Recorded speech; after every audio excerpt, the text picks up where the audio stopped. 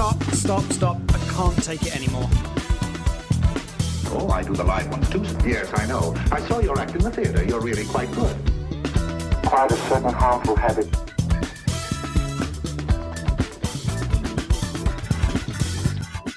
Stop it now, I need it. Yeah. I don't think he felt anything. Hello and welcome, everyone. We are breaking up with RBS. This is episode number 83, and I am Tawny Santabria. And I am JDK Winnikin, back once again to debunk the junk. All those stories that we make up about our various emotional states that just get in the way of reality and bring us more stress and dis-ease than we really need. And so we are all about helping people find those and eliminate them. How's that for a summary? Pretty good. You're on it. All right. That's good. All right. Well, that's good. I managed to do that in one breath. It's amazing. Let's see if I can do the rest of this. If you are listening live this morning, good morning. If you are listening to this as a podcast, thank you so much for subscribing and leaving us a review. And remember that you can get this and every episode of Breaking Up with RBS as a podcast wherever you get your podcasts. You can also join our Facebook group at Breaking Up with RBS, where you can interact with us between episodes and get some other content. We also have a YouTube channel of the same name that has the video versions of every episode. Tawny has her 6-week self-mastery course at unperfectyourself.com, where you can apply all these things that we talk about to the context of your own life. And on the second Saturday of every month, we offer a free Zoom workshop to introduce anybody who is interested to some of the techniques we're talking about and answer any questions that you might have. And that's just a part of our larger plan for expanding all of this, right? So lots of different ways to interact and break up with this BS. It's kind of fun to have all these options out there. Well, yeah, we get to talk to a lot of different people and they get to find us in a lot of different ways. And we're all sort of working towards the same common goal in terms of being able to live, happier lives and, more ease, all those kinds of things. So lots of things out there. Which tends to be the things we're looking for, really in the end. All right. And so we've been going for, about the past 8 weeks or so, a special series, the Flinging Your Poo series, as we called it, very visual, very vivid, and essentially highlighting some very common stories that we all seem to have and kind of taking those on. There have been a number of them. And so we're on the 9th one of those today. So Tawny, where are we going in this top 10 list that we're putting together? Yes, surprise, we've been doing a top 10 list. Top 10 list. Well, okay, either number 2 or number 9. We're not sure which because we just randomly threw them in there, right? All the suspense. Right. The story that we've all carried at some point in our lives at one point or another, that story of sort of like being all alone. I'm all alone.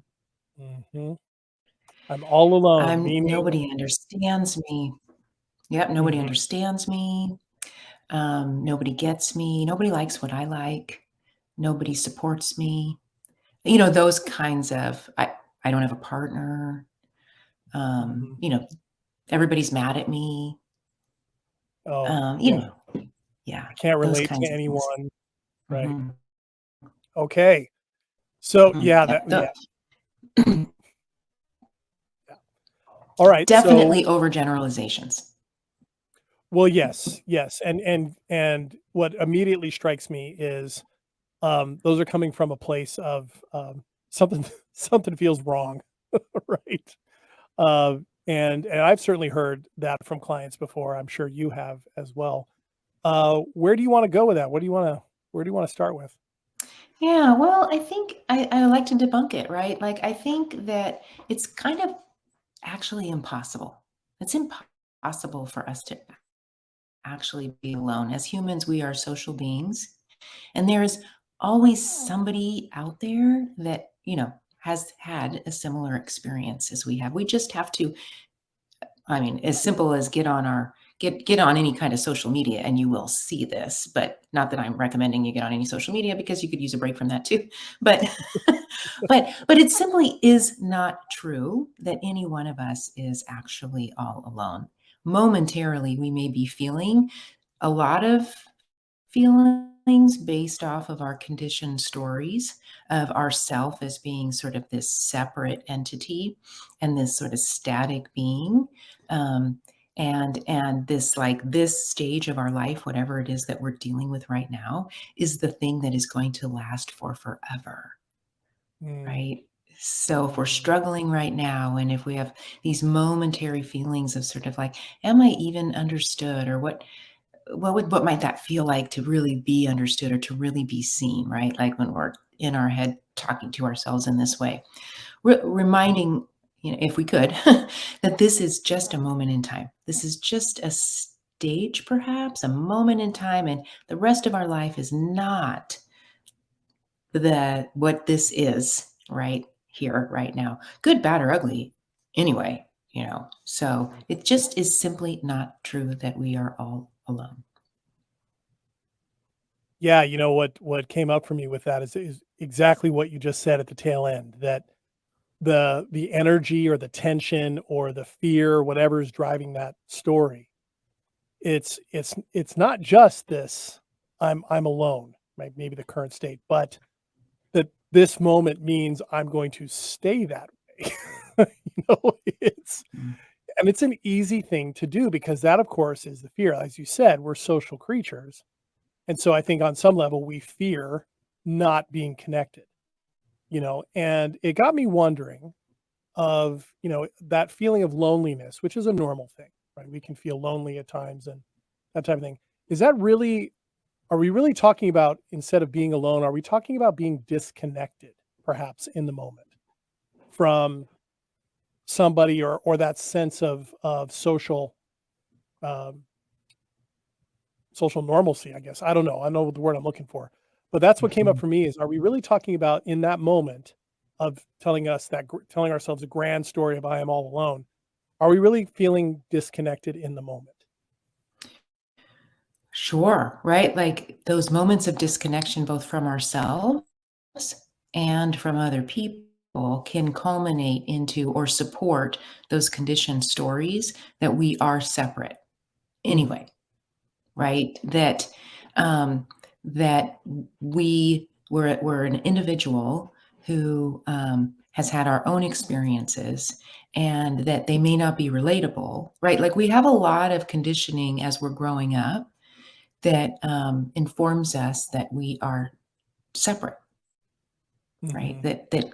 That we are ourselves and somebody else is themselves, and physically that's true, but we're also energy, and we're also getting and pinging off of each other in a lot of ways too. And it's when the story comes in that, oh, this interaction means I'm not worthy, right? Or they don't want to be around me, or I'm not liked, or I'm not lovable. And then that means I'm to be alone, right? Those are all the mental constructs that we end up feeding ourselves when we're conditioned to know that we're separate and then need to protect ourselves, right? We need to Yeah. protect ourselves from what's not familiar, or we need to protect ourselves from certain things that we've learned along the way, right? Or certain ways of living that we've learned along the way, right? Those are all the sort of like the mental stories. The feeling of being disconnected or the feeling of being alone momentarily is not ever really the problem. It's when we feed that with the Yes. conditioned stories over time chronically, that then there lies the trouble, because then we just believe it, and with a lot of different repetition of, yes, this story is true. Yes, look at me now. This story is true. Yes, look at me. Mhm. We're not looking Yeah. for the alternative story. Mhm. So Yep. then we start to believe it even more. Yeah, we reinforce it, right? And then the danger becomes you continue to act in ways that perpetrates that very story. Because if the story becomes I am alone all the time and I'm destined to be alone, you may not be taking the steps that you could take to not be alone, to be connected, to reach out, maybe to step into a little bit more of a discomfort zone to get to know people, to be vulnerable a little bit more. And that's the thing when we talk about debunking the junk. This is the junk because the picture of what that means is continuing to reinforce these feelings of being alone and reinforce that story, but it doesn't need to be that way. And that to me was, and that was certainly the challenge that I could have once upon a time with this very story, because then you can pile on so many other things. What did I do to deserve being alone?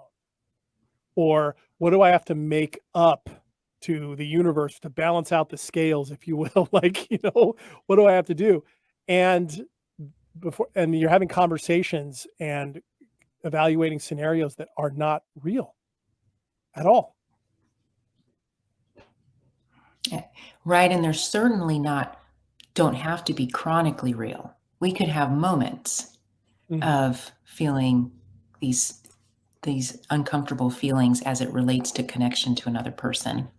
Certainly we can have these moments, but if we were able to just like flip that switch, all my clients just like to flip the switch. I think we've talked about this before, but if we were able to flip the switch, right, and just automatically start to notice all of the ways in which there is an alternative story to this I'm all alone story, we would probably come up with just as many. We would notice just as many interactions that debunks I'm all alone. We're just not telling ourselves those over and over and over again. Right. I mean, we're not even noticing them. Yeah, we're not even noticing them. And then as we've talked about before recently, wherever there isn't information that the brain has, it will make up, connections because we want things to make sense. We want there to be something. And sometimes what it can end up happening is that we seize onto the first story that makes sense and then we feed that one. The quote unquote makes sense. Right? It's the one that's usually reinforces something like maybe we're feeling bad about ourselves. So the brain finds a way to tell us a story or for us to embrace a story where we end up feeling bad about ourselves. Or we go, that's why I'm alone, or that's why I'm not worthy of somebody, right? Whatever it might be. And this is a powerful one, no matter whether it's number 9 or number 2 on our top 10 list. This is a powerful one because we see signs around all the time of the costs on individual levels and in families and in communities of this very story. Yeah, we sure do. We sure do. Adding on to what you'd said earlier about sort of believing what comes up, right? This is the trouble with when we're really little, right? We are taught to pay closer attention to our mistakes or the things we need to fix. What are we going to do different next time, right? Or there's a lot of noticing or awareness or emotion around when it's bad or when it's not going well enough, right? And so we start to be problem focused really early on. And if we're focused on problems really early on, we think about 3 and 4 and 5-year-olds, they're learning to be pretty problem focused so they can fix that or do it differently next time. Right. And so we're training the brain from a very young age to notice the things that are uncomfortable or feel problematic. Right? Because we're a bad person. Like, I don't know how many times my clients ask me, do you think I'm a bad person? Yes. Right? So we're tuned into, the brain is tuned into all of the things that are not likable or may not be likable about ourselves. Yeah. Yeah. And that's the list of the 2. If we're going to make a list of the things that aren't good about ourselves or that are a problem, that's the list that gets held up as much more prominent than all the positives, than all those other things, right? And what I hear you saying is we would be better served if as kids we were focusing on the opposite of that, or your parents were focusing on the opposite of that. I mean, how would you explain that? Like, what would be what's a preferred way of, if there's going to be conditioning, what's the preferred way of conditioning? Well, that's the thing, right? Like when we as parents are, we have this vision for our kids. We want them to be successful. So each parent, sort of whether they know it or not, has this vision about what they'd like to see their child grow, how they'd like to see their child grow up, right? And we're already starting as parents to try to sway them in those directions. And if we don't even know this about ourselves, that we could be maybe problem focused, we don't even know that we've got some perfectionist qualities ourselves or in ourselves, right? We don't even know we're conditioning our kids, number one, really.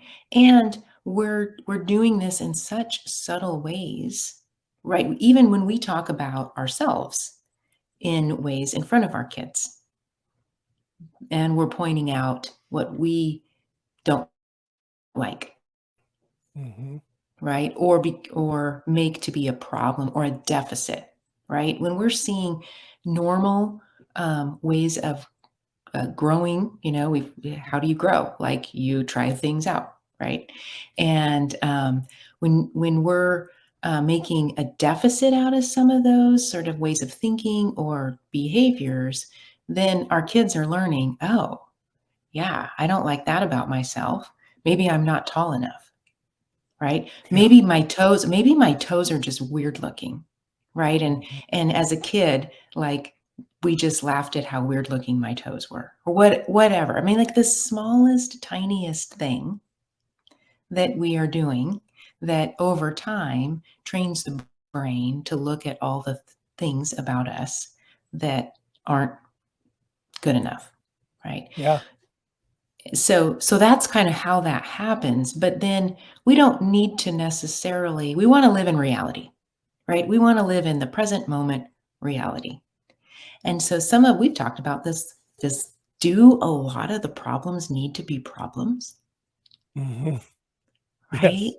Right. Yeah. So not talking about problems all the time could be one of the ways to not condition ourselves to be so problem focused. That would be one way to see a lot of experiences and events and growing as not problems.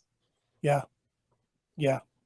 Yeah, I agree with that wholeheartedly. I think it's a powerful question that you asked me once upon a time, and I've asked clients in my own experience and asked, friends and others, like, what if this wasn't a problem actually? What would it be like? Because if you think about it, we talk about being alone and we talk about lonely or isolated, right, which are seen as negative things. But then we also talk about solitude. And solitude is being on your own, is alone, but that's a very different thing, right? Whereas so we've said that there's a form of aloneness, solitude, that is really good. And we can frame that as self-care and as boundaries and as self-love and all those other things. But then we have this other side that we could call it isolation, we could call it separation, we could call it loneliness and everything like that. And when I talk with people about those differences, what's so interesting is so often they bounce around on what it could all mean. Clients will talk back and forth what it is, and then eventually they come to the point, it's like, well, wait a minute. I guess I get to choose more whether solitude is a positive thing, taking time for myself, or and the thing is with solitude, I don't think there's a story like taking time for myself, right? Or if there is a story, it's I'm taking time for myself to give myself this, this, and this. That's what comes up for me. And with that, I want to throw this in here because it keeps coming up. You and I have talked so many times on the show before about the two possible modes we can be in, right? Protection or connection. And if we tell ourselves that we are alone all the time, or that I am destined to be alone, it's interesting that people don't necessarily always see that as a protective space. Like I'm keeping things out. Does that make sense? Am I describing that in a way that makes sense? It sounds like what you're talking about is sort of we're always having choice as to how we want to or whether we want to engage. Yeah, Right, right. right. So then Like, we so if if we're putting up the hand, if we're saying, I'm not likable, so I'm not going to go out of my house, or, you know, then we're also engaging in the alone process. So, Mhm.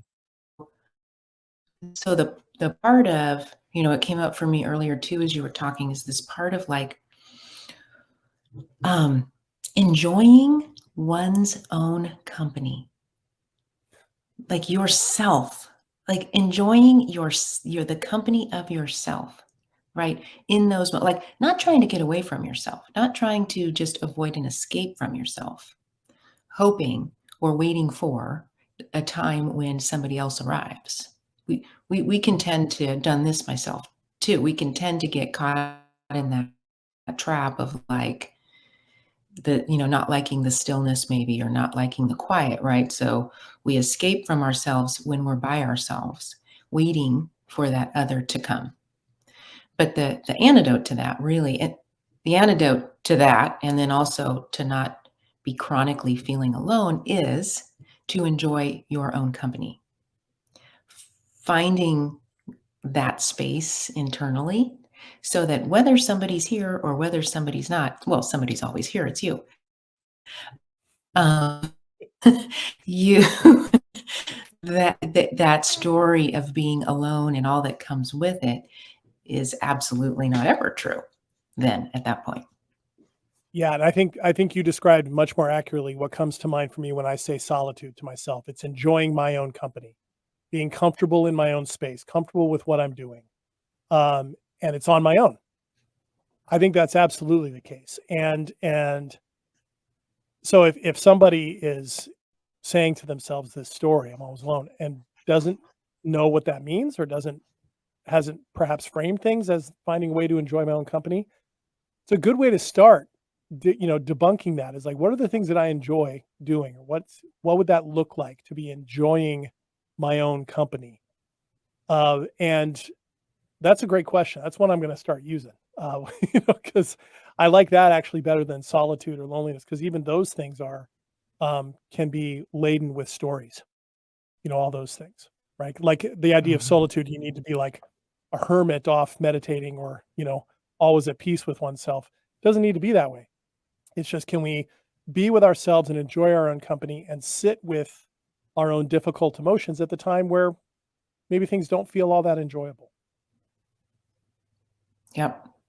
Yep. So that, you know, if we could start to cultivate that when kids are really little, not that it helps any of Mhm. us now at the age we are, but if we could start to cultivate that when if you're a new parent, right? Or if you've got some younger aged kids, you could start to already cultivate some of this for them so that that feeling of alone isn't a problem, right? That there's still much to experience and engage in, in whatever phase and stage of life where it arrives, that there's a little bit more of alone time. Um, Mhm.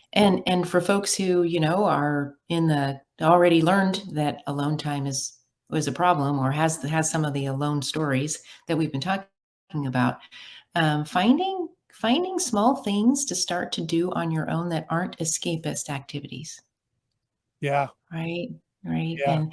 and talking with folks maybe to see if there's just, if you don't have an idea about what some of those things might be, maybe there's somebody that you can talk to and start asking some questions like, do you enjoy your time with yourself? Like, what do you do? What do you enjoy about that? Like, just asking the question. Yeah. Yeah, it's important, because to me those are really important questions, because and then being really honest about them is what parcels out the things that we go to as distractions. Scrolling social media tends to be distraction. I don't consider that to be enjoying my own company. I consider that to be really disconnecting, and really just really trying to distract myself from something most of the time. Um, Sometimes even like just being busy with stuff sometimes, may not is more disconnecting, even if it's things I need to be doing, you know, uh, cleaning up my space, or whatever. The approach of it is what matters so much, the intention of this, and really taking a look at that. For me, what I have found, reading something that has absolutely nothing to do with my work, anything other than that, that's just something I want to read because I enjoy it. Right. And that's a big one for me. Exercise, walking around outside, and when I really discovered that I love my mornings to be quiet, that was really a big deal for me.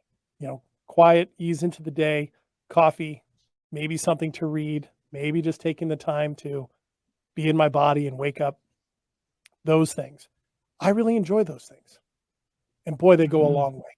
They go a long way in helping my day-to-day, moment-to-moment sense of self and and keeping a lot of those stories from even formulating in the first place. Yeah, starting out the day in a way that you're enjoying the early part of the day. It doesn't even have to be hours upon hours. It can be 20 minutes, and you're starting out the day in a way that's going to allow you to kind of get into the day feeling somewhat more fueled and ready to engage. Yep. So, yeah. Yeah, just one of many different options. And certainly, Tawny, we could go on and on about all of this, but believe it or not, we are out of time. How about that? I know. How does that happen every time? We just run out of time. Well, as soon well, as we get going. Right. And you get those connected conversations going, and that bubble emerges, right? And then before you know it, time has gone by. So thanks so much, Tawny. Fabulous stuff as always. Hopefully for all of you listeners, that was helpful for you. Again, make sure if you've missed any of this episode or any other episodes, you can get this as a podcast wherever you get your podcasts. Please check us out at our Facebook group, Breaking Up with Our BS, our YouTube channel of the same name. Check out Tawny's 6-week self-mastery course at unperfectyourself.com, and always be on the lookout on every second Saturday of the month for our free workshop. We'll be back next week with the last piece of the Finding Your Poo series. And until then, I am JDK Winnikin. And I'm Tawny Santabria. Thanks, everybody. See you soon.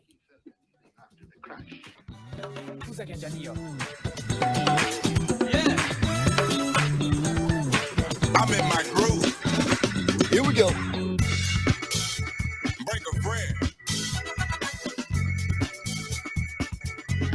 I needed a friend.